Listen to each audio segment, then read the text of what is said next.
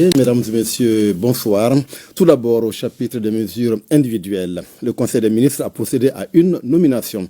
Le nom de l'intéressé est disponible sur le site web du secrétariat général du gouvernement www.sgg-mali.ml et dans le journal L'Essor.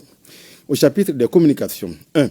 Sur le rapport du ministre de la Communication, de l'Économie numérique et de la modernisation de l'administration, le Conseil des ministres a pris acte d'une communication écrite relative à la stratégie nationale de cybersécurité du Mali et son plan d'action 2026-2030.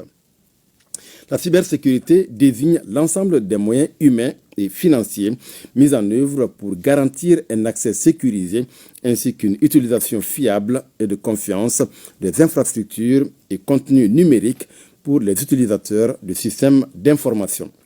Elle constitue aujourd'hui une préoccupation majeure à l'échelle mondiale en raison de la sophistication croissante des cyberattaques et de l'ampleur des dommages financiers qu'elle occasionne aux États et aux entreprises. Malgré l'existence de plusieurs textes législatifs et réglementaires, l'absence de stratégie coordonnée à l'échelle nationale amène chaque acteur à initier des actions isolées pour tenter de répondre à ses préoccupations propres. La présente stratégie, qui a pour objectif de combler cette lacune, est articulée autour de 3 axes stratégiques. Amélioration de la gouvernance de la cybersécurité, renforcement de la culture de la cybersécurité, protection contre les risques liés à la sécurité.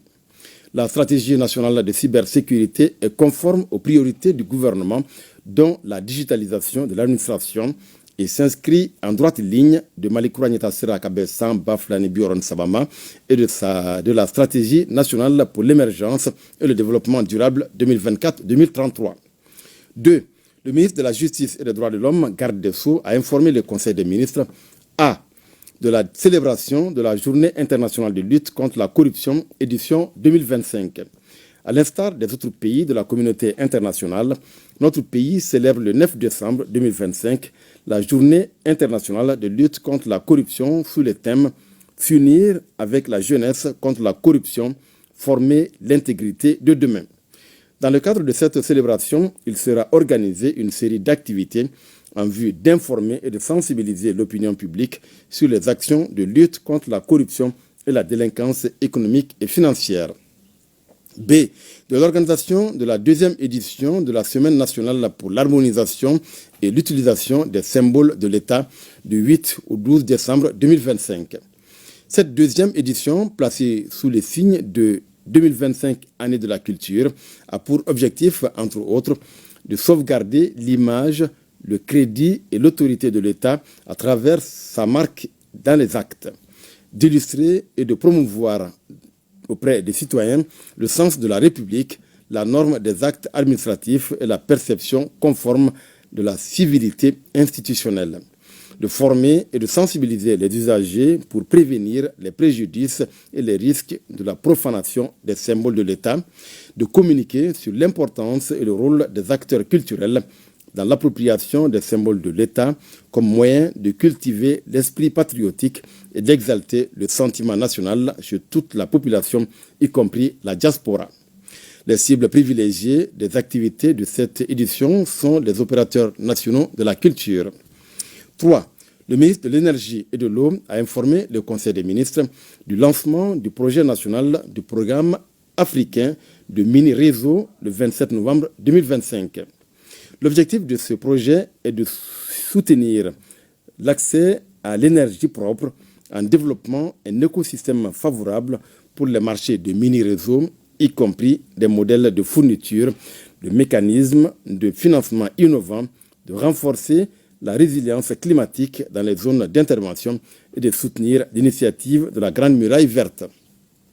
À terme, ce projet permettra la mise en service directe d'au moins 309 kW de puissance solaire photovoltaïque installée et 754 kWh de capacité de stockage sur batterie, de 1752 nouveaux raccordements au mini-réseau avec 8665 bénéficiaires directs et la réduction des émissions de gaz à effet de serre.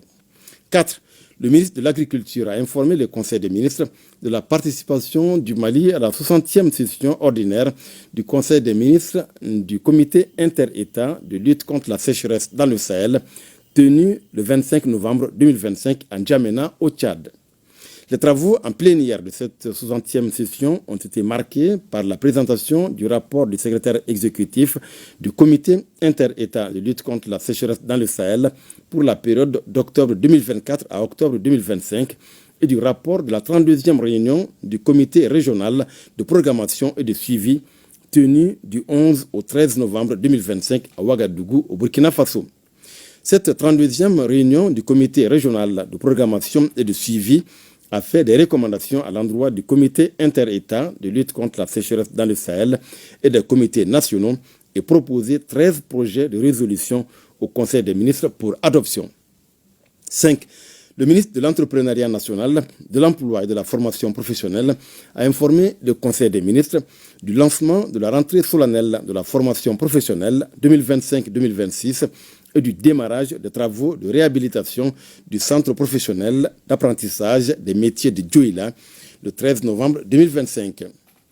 Ce lancement visait à mobiliser les acteurs et à promouvoir la formation professionnelle pour l'emploi au Mali en vue d'améliorer le taux d'accès au centre de formation professionnelle.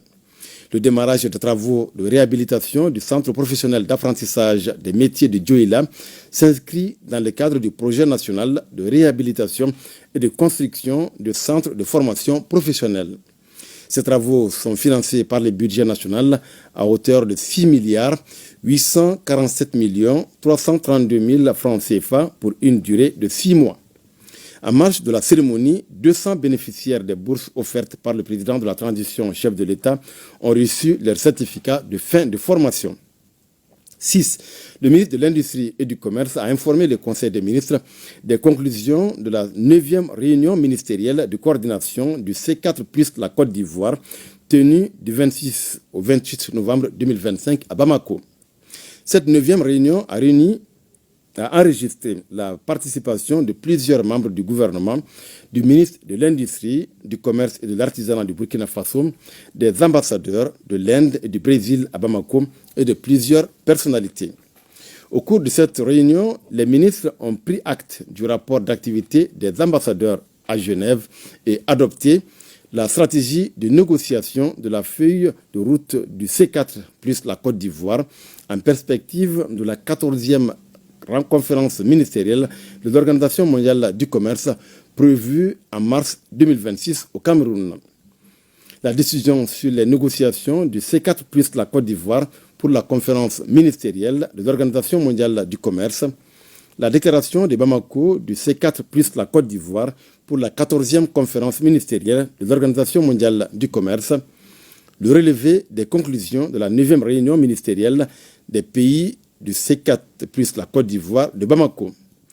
Les ministres sont également convenus de poursuivre les négociations pour l'atteinte des objectifs du C4 plus en s'appuyant sur les acquis de Bali et de Nairobi, d'encourager la conclusion de nombreux partenariats pour la transformation du coton, d'encourager le développement de la recherche et de l'innovation et d'inviter les partenaires du C4 plus à soutenir ce volet, de promouvoir davantage la célébration de la Journée mondiale du coton, d'organiser la Journée mondiale du coton 2026 dans l'une des capitales du C4+.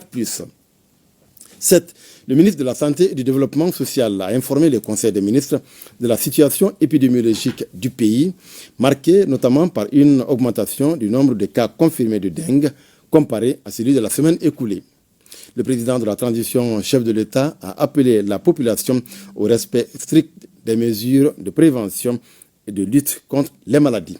Voilà, Nyanya Alou, ce qu'il fallait retenir du communiqué du Conseil des ministres de ce mercredi.